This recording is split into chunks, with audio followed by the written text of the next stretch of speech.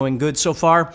What we're going to do is talk about how to think about breaking down ideas that you're struggling with as opposed to just playing a larger group of notes or ideas. So let's say, for instance, just something very simple. Let's say we were taking a pentatonic scale and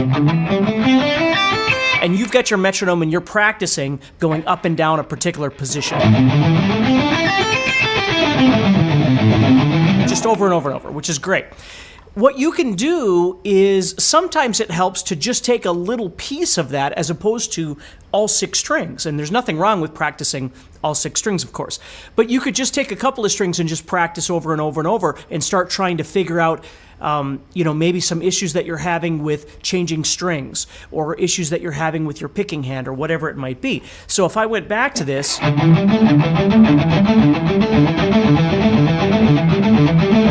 and maybe I just focus on 2 strings, and it doesn't matter which 2. I could grab these. If my pinky tends to be an issue, or maybe I'm doing the 1-3, or maybe I even go up here. Now I'm doing 1-3 to 1-4, or... And again, my point isn't that you have to break these up and then do all of these necessarily, but the most important thing is when you're playing, oftentimes, you might be playing a sequence of some sort that's 2 or 3 or 4 measures long, and you're doing great, but there's something inside it that's actually causing the issue.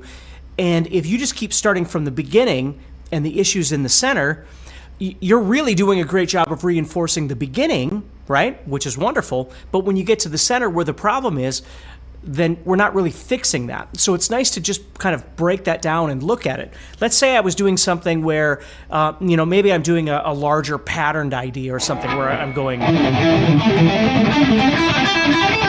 So it's just a kind of repetitive pattern.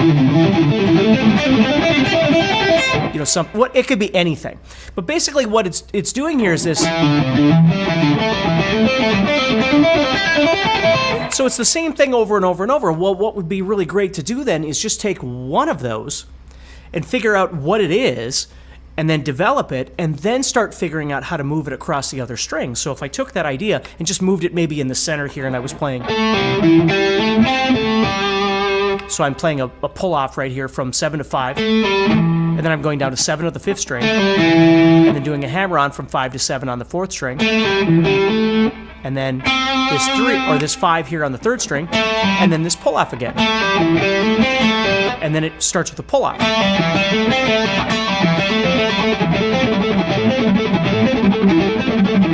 So it starts and ends with a pull-off. And now, if I wasn't aware of that, or I wasn't thinking about it, or wasn't quite thinking about where the hammer-ons or the pull-offs would be, or how I'm going to pick it, what picking direction I'm using, I can figure all of that out and then really establish that and then plug it back in.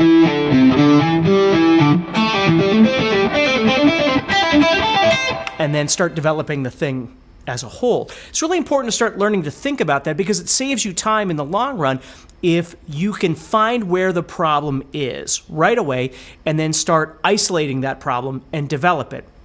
Now, the last thing I want to say is once you've developed that, you always have to remember that songs really, whether they're songs we're writing or songs that we're playing by somebody else, a song is really just a collection of different ideas that are put together, whether they're different chords, whether they're different riffs, or whatever it might be.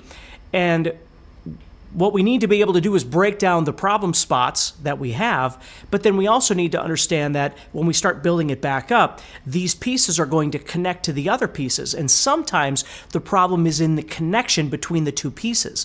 So you might be able to play this thing, whatever it is, really well, and this thing really well, but it's the connection between the 2 that you might be having a problem with. Well, that thing that connects those 2 pieces together might become the part that you practice that I'm talking about right now. So hopefully that makes sense to you. Have a wonderful week. Keep practicing, and I'll be back as soon as I can with another Monday Guitar Motivation, all right? Take care. Stay positive. Keep practicing, and of course, subscribe, like, share if you can do that for me. And as always, check out GuitarZoom.com. Check out our all-access membership, and I'd love